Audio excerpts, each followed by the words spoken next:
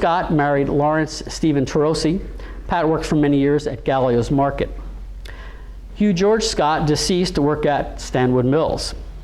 Sheila Anita Scott married Barry Reed Perilla and worked as a paralegal for attorney Peter Parry in Allentown.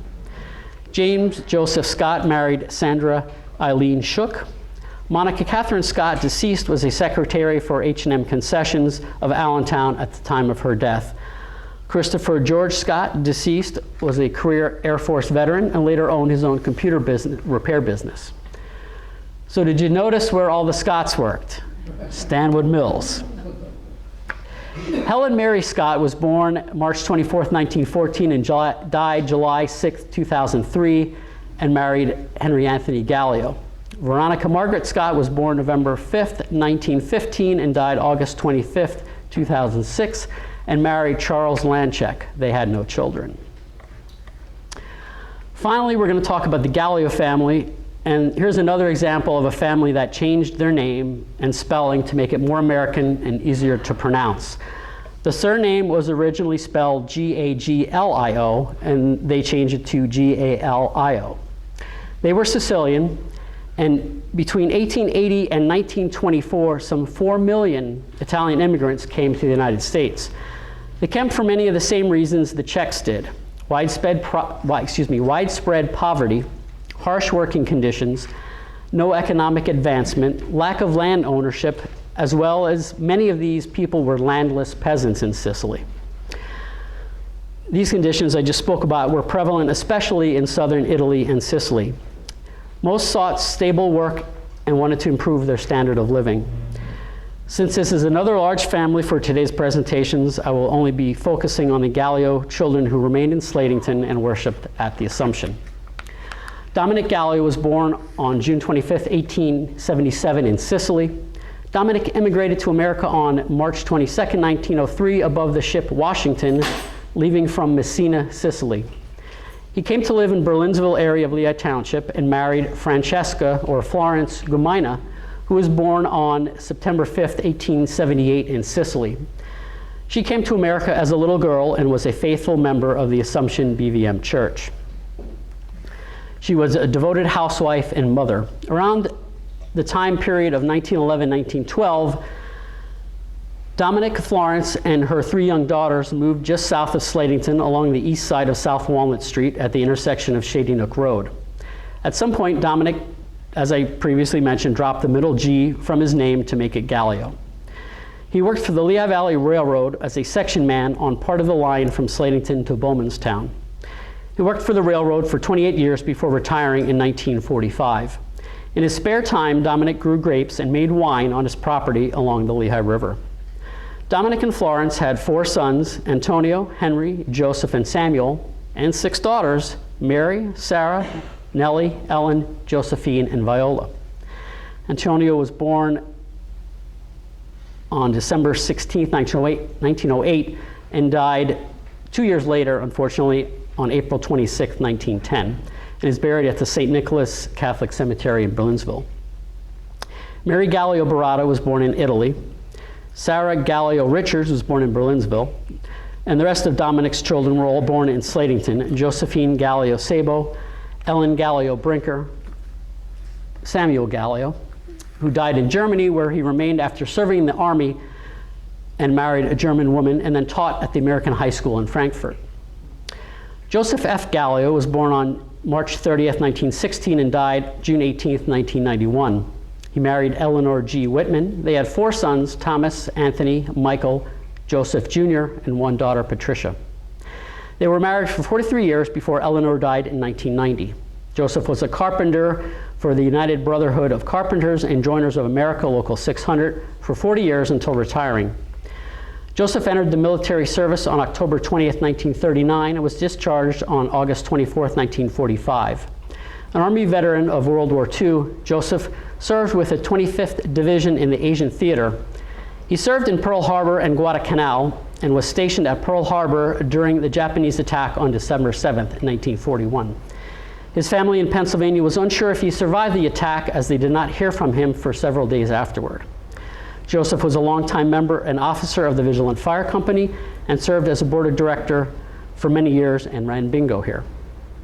Nellie Gallio Williams was born August 7, 1910 in Berlinsville and died September 16, 2001. Nellie married James Williams. They had two twin sons, Donald E. and Ronald A., born on November 7, 1936. Nellie was a weaver and inspector for Stanwood Mills for 25 years before retiring in 1975. She served as a choir member of Assumption Church and was past president of the Altar and Rosary Society. In addition, Nellie was a member of the Women's Club and Music Clubs, both of Slatington, and the Northern Lehigh Heritage Choir, and a volunteer for May Days. Henry Gallio Sr. was born June 26, 1912, and died on Veterans Day, 2003. Henry married Helen Scott on May 27, 1933, at the Assumption Church. Helen worked at Paris Neckwear for a period of time and then later worked as a housewife and at her husband's store. They had two children, Henry Jr. and Margaret. Henry served in the U.S. Navy from September 4th, 1942 to September 14th, 1945, interestingly enough, entering the service at the age of 30. In 1944, he trained as a welder at the U.S. Navy repair base in San Diego, California, and his Navy rating was a ship fitter, first class, and he served aboard the USS Beryl, Chalcedony, Manistee, and Mount Vernon during his time in the Navy. For a number of years, Henry and Helen rented the apartment at 44 South Walnut Street from Frank Shire, who formerly ran his plumbing and heating business at that location. Henry purchased the entire building and property in 1948. The house was originally built by Henry Williams in 1895, and from earlier presentations we made, you might be familiar with that name. In the early 1900s, Henry Rudolph owned the building, and it was known at that time as the Rudolph Building. Rudolph owned several buildings in the area of the Bedbug Cave that manufactured umbrella handles, mattresses, and school slates. In the early 1910s, the building was remodeled for the new home of the Lehigh Republican Club. After leaving the service, Henry worked at the Willow Silk Mill, also known as Stanwood Mills. In 1946, he left the Willow and came to work for Ray Meister. Ray ran Meister's grocery store at 43 Walnut Street. Ray was retiring after running the business since 1929, and Henry purchased Ray's store, the beverage distributorship beneath it, an attached house at the corner of East Church Street. Henry's nearby competitor on Ray Street, Claude Shorty Peters, owner of Slatington Beverage, died in 1961. Afterward, his brother Chester ran the business for 3 years before closing it. Allegedly to ensure he didn't have direct competition from somebody reopening the business or purchasing the liquor license, Henry bought Slatington Beverage's beer license for $10,000. In 1964, the first of 2 additions were made to the original store. A second addition was added during the late 1960s. In the early 70s, Henry purchased a house in East Church Street directly below the beverage garage. He had the house torn down and erected a garage that expanded his storage and cooler space for beer and gave his business off-street parking. Henry incorporated both businesses in 1972. He ran the grocery and beverage business for 46 years until retiring in 1992 at the age of 80, when he sold the business to James Haight. The market still bore Henry's last name and was the oldest existing corner store in Slatington when it closed in 2018 after the Haight brothers retired. Some final thoughts to put things in perspective for you. First observation I want to make is, again, to emphasize how large these 3 families were. We often think of Pennsylvania German farmers having large families in order to help on the farm. And if you attended our recent Heidelberg Cemetery presentation last year, you heard about several examples of farming families that were large. Here we have families in a small town setting, not rural farmers that had large families. Some of the reasons for this, that immigrant families had these large families, were the high infant mortality rates at the time, perceived economic opportunity in their new country for themselves and for their children that they would have, and the dream of a better future for their children. One factor for these high infant mortality rates at the time were many of the contagious diseases such as tuberculosis, diphtheria, and influenza, among others. Second point I want to make is the occupations of these families were all similar. I did not speak about my Stettner family, but both patriarchs of the Gallio and Stettner family worked for the Lehigh Valley Railroad. The Chandlers worked at the lamp factory in the Nicolloid. The patriarchs of the Scott family and second generation children apparently had quite the monopoly at Stanwood Mills. You'll have to tell me why. If it was just close by or what the story was there.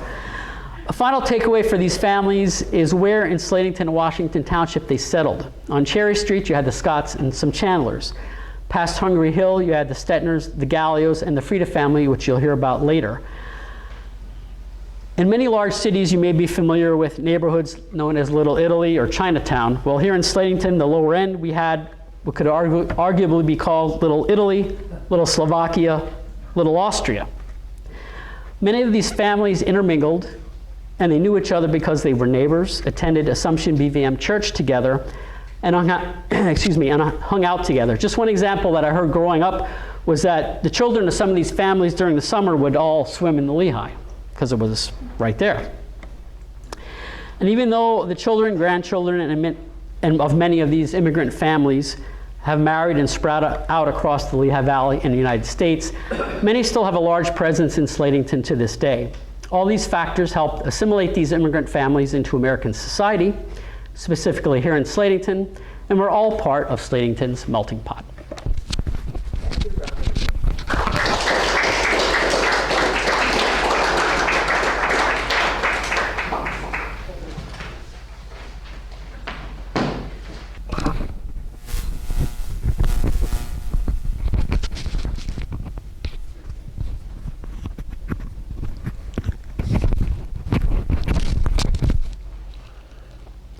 First of all, don't expect this presentation anywhere near what you heard before. I mean, those presentations were up here, you know, and if I can reach that, halfway up, I'll be happy.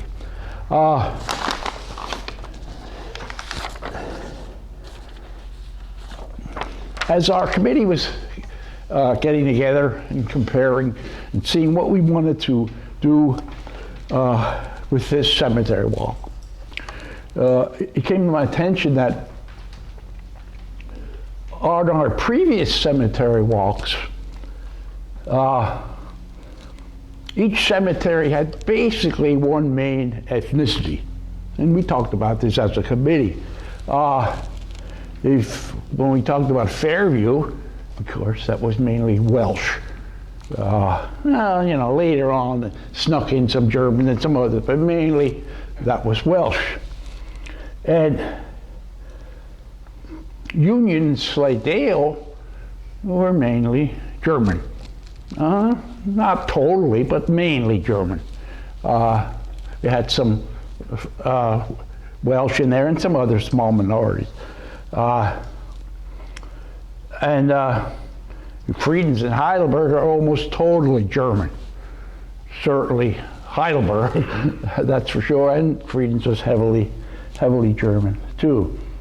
So I thought, how can I keep this in mind and do this right, and not mix them up? You know, when we went on vacation to Europe, we used to stop we went to a couple of different countries at one shot, and I would buy a cap. Buy a cap in France, buy a cap in Germany, buy a cap in wherever the country was, because they're so close together. And then someone once asked me, then why are you buying these caps for? And I was prepared to answer, but my son-in-law interjected before I could. They said, well, he's getting old, and if someone asks him where he is and that, he can pull the cap off and look, and it'll tell him what countries he's in. So that was my son-in-law telling why I bought these caps. But anyway, getting back to the cemetery and ethnicity.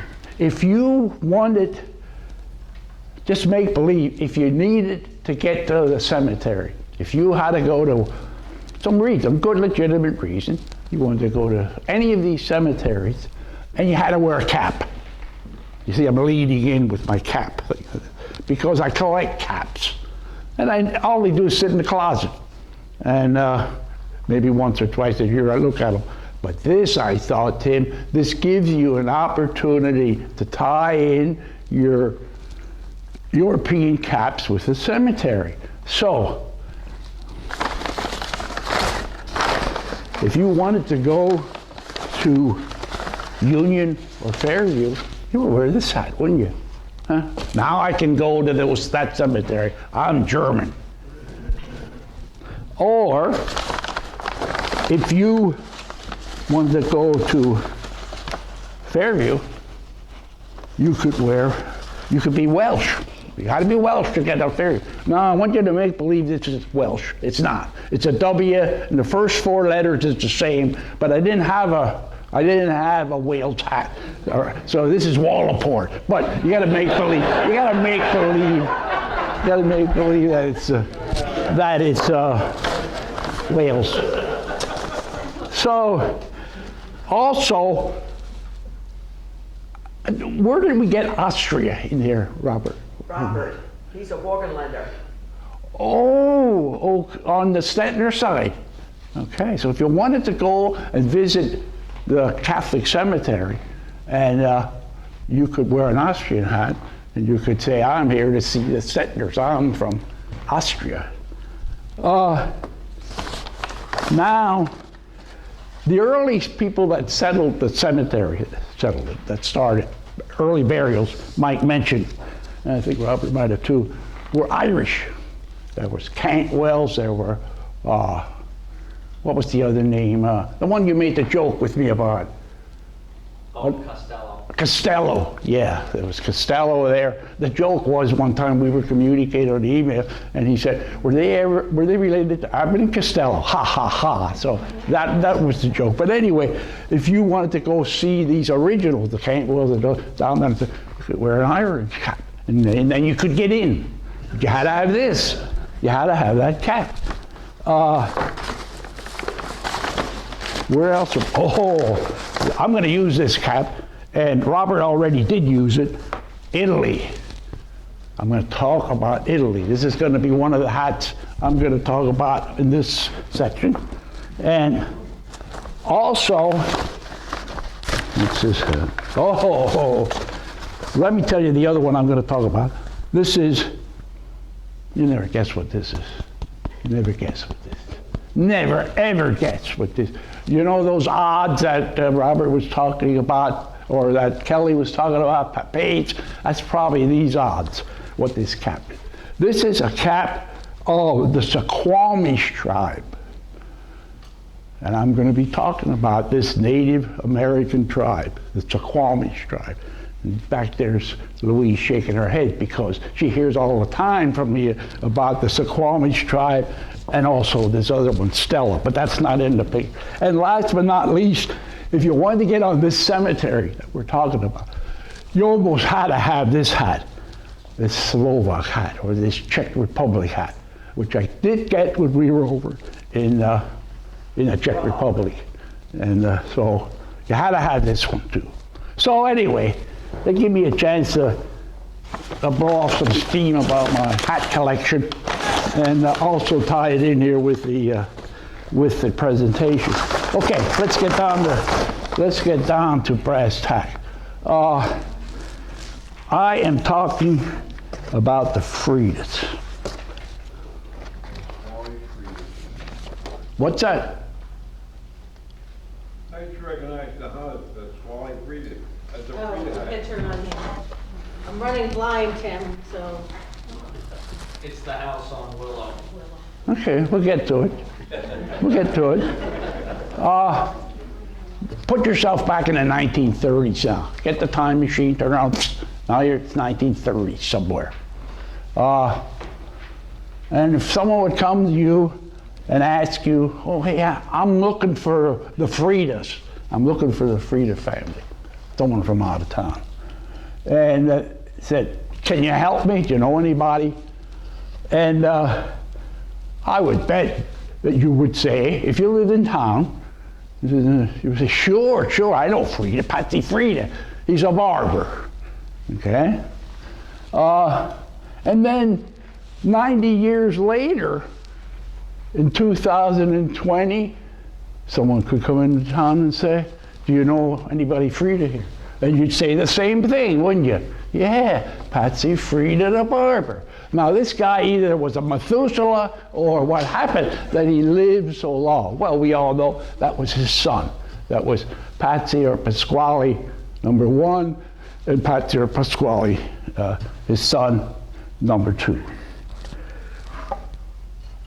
Fridas, the oldest, and I wish I'd have done this. See these before me are someone smarter. They have these couple of cemetery photos, which really, I didn't think we wanted to see tombstones, but it does add to the presentation. I wished I would have done it. Huh? Yeah, but not tombstones. Yeah, I think. Oh, great job, great job. I'm running blind over here. I'll just, Yeah, well, see, that's a disadvantage. You should put something that the speaker can see too. But anyway, the oldest burial of Fridas on the cemetery is Mary Frida. I don't know if he has a picture. I don't think you have. Do you? Yeah, I think there might be one. Mary, 1873 to 1942. Well, I guess not, huh? here she is. It's not too big. 1873. Yep. Yep, I'm here. Okay. Now, Mary, she's the oldest Frida family member. That she came to America from Italy. With her sister-in-law.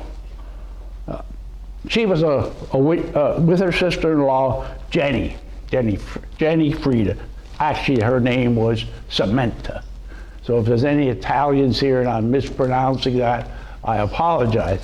But that was her Italian. She came with, so Jenny and Mary came here, and Jenny was a widow. I think Mary was the sister of Jenny's husband. And they purchased a farm down on South Walnut Street. Mr. Stettner told you about his ranch off next to down in Little Italy. So they were across the road more or less from one another. They purchased a farm there, and if you want to go see the farm, lots of luck. But if you want to go see the steps that go up to the farm, you can do that. If you want to see some foundation walls still standing, you can do that. And they're right before you come to Monica's hair salon. On the right. In fact, she owns that property now. But now that farm was destroyed by fire in 1930, and the family moved to Willow Avenue. So Mary was not married and was listed as an invalid in the census and in her death certificate. Samantha, her sister, Jenny, brought along her 3 kids from Italy. And they were Frank, Frida, Pasquale, Frida, and Grace, okay? And they're all buried, 3 of them are buried in Whitehall. Samantha, Frank, and Grace are buried down in Whitehall Cemetery. I guess it's called Resurrection, Fullerton. Yes. I think it's called Resurrection Cemetery. I don't know why they're buried down there, other than one of the kids lived down in that area. Patsy, Pasquale Sr., he is buried in Berlinsville with his second wife, Anna. Now, Pasquale or Patsy had sons. Oh no, wait a minute, I'm getting mixed up there. No, okay. Now, Patsy, the son of Patsy,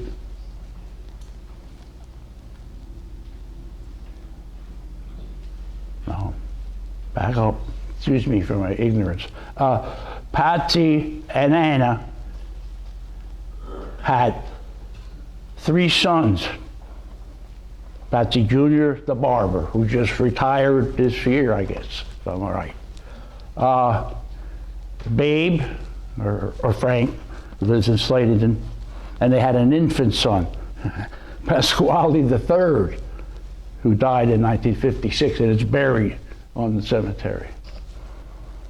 So, I don't know if you have any other, do you have more photos up there of the tombstones? Do you? Okay. But that's all I think there's pictures of for Mary. Now, let's go to Edna. Edna Frida was Pasquale Sr.'s first wife. And Edna is why I have this. It's a Kwame shot. Edna Moses was her maiden name, is the only Native American, male or female, that I ever heard of that lived, died, and is buried in Slatington. So if somebody wants to put up a monument like they have for Jim Thorpe or something like that, there's a good Native American, if you're Native American inclined, there's a good reason for it. She didn't live very long. She's buried up there. Do you have her tombstone? Yeah, I think, yeah. She's the next oldest one there. She didn't live very long. She lived 1904 to 1932, so she's only lived 28 years. And Patsy met her out of the state of Washington, where the tribe was and is yet. The Squamish tribe. And he met her out there when he was in the service in World War I. And they came back. He brought her back to his home in Slatington, down in South Walnut Street at the time. And they got married, and they had 3 daughters that lived. I'm going to talk to you. I can talk to you about it, but there's several children that died here of theirs also. But the 3 daughters were Jenny, Marion, and Frances.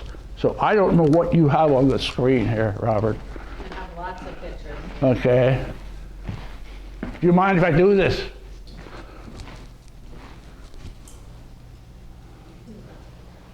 You can stop anywhere. That's Jenny. That's Jenny Frida, the oldest daughter of Patsy and Edna. Okay? There's a separate picture with Jenny on, with the 2 parents and her brother. Kelly, I think there was one back. There we go. That's a picture. That's Pasquale. And you would think, in my eyes, that he must be related to the Gallio fellow. I don't know if you remember the Gallio guy up here, but they look a lot alike. Anyway, that's, no, leave them out. That's it. That's Patsy. That's Edna, the Squamish lady. And that's Jenny, their first child. And that's, well, I'm getting old and forgetting. The son named Carmen, that's the son. Does anybody here remember Carmen? He died young. Well, he was born in 25 and died in 62. And as far as I could find out, he only lived in Slatington. So somebody who was around Slatington at that time might have remembered. No, I heard he had a nickname. I heard that somebody knew him, called him, they said they called him Chief, as you can see with the Native American connotation. Okay, there are 4 burials here for Patsy and Edna's children who died young, which I won't go into, but I can. I don't know if you took pictures or not. They're just infant burials. There's a Margaret Frida buried here, 1909 to 1930, and I couldn't fit her in. I researched. I couldn't fit her in. I'm guessing at this point, and I feel pretty confident, that she was a cousin to Pasquale, the first Pasquale that came over. Because I did find a record for her living in New Jersey in 1930 census. So I'm guessing that she was a cousin to him. Okay. Any questions on the Frida? Check out these pictures, Tim. Yep.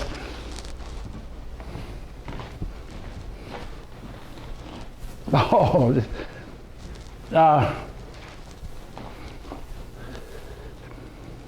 the one on the far right, top row, it's Jenny Frida. She's the oldest daughter that you saw earlier from Patsy and Edna. The middle one is Frances Frida. Frances is the youngest one of their children. And that one here, the second one in from the left, is Marion Frida. They all left the area, moved west, and it's something because all three of these daughters are tribal members now. And all of their children are tribal members now. And I don't know, I just found that interesting that, you know, that's maintained itself through and through. I had contact with, go back to that one. Where, this is Frances, daughter of Frances.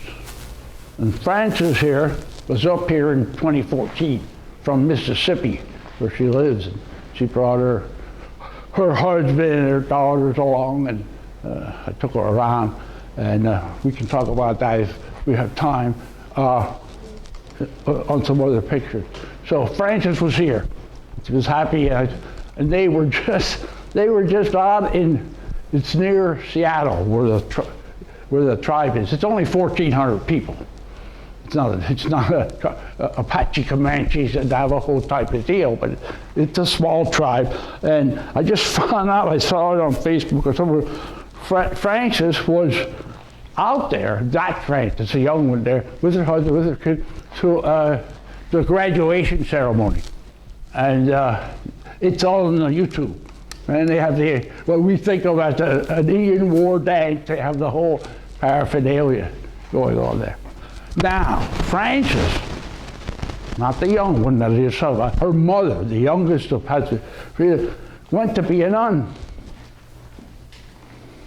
She didn't go to high school here. Jenny did. Jenny graduated in 1940. That's the year my mother graduated, so I found her in the yearbook. But this one, Frances, didn't go to high school here. She went to, I should have wrote my book. There's a, what's it called, a convent nowadays, or what was it? There was a Catholic school, still is, in Reading, that trains young girls to become nuns. And so I went out there and found people that were living there, nuns, who knew her. So I think we might have talked to her. We talked to that gal, older, and that is Frances, to learn about Frances, Frida. So then when the young Frances came up here in 2014, we took her out there. And these nuns, 3 of them knew her mother. And young Frances was so elated because she never knew any of this stuff. Her mother never shared that with her. And these nuns had photos and they shared those with her. So it was a pretty enterprising thing there. You want to flip through it? Yeah. That's a group of the girls there. I think that might be her. That's young Frances from Mississippi. That's Frances and her husband and her 2 girls, Abigail and Chelsea. And now we're on to the cemetery. Okay. That's Mary. That's the oldest one. Maybe you had that before. And we have the Pasquale. That's the young Pasquale, died young of Pasquale II. That's the 3rd, yeah. And there's Edna. This is the Suquamish Indian lady. And then we have Carmen. That's Carmen, who I said if anybody knew about. And that's it. Okay, thank you. Thank you, Tim. Sure.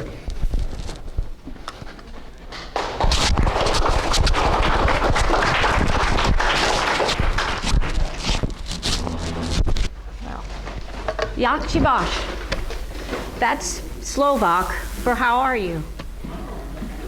And I'm hoping you're all dobre, or good this afternoon. My name is Debbie Williams, and I'm a granddaughter of Joseph Tarosi and Mary Nave Robel Tarosi. My parents were born in Austria-Hungary. That was the dual monarchies of Europe between 1867 and 1918. Now, they were specifically born in the Hungarian monarchy in the Slovak sector, which is now pretty much modern-day Slovakia. Mary was born in 1878 and Joseph in 1875. They lived and grew up in the same region, which was a farming region of that time. And as the story goes, my grandfather set his cap for my grandmother, Mary. He was really smitten with her and wanted to court her, but she didn't want anything to do with him at the time.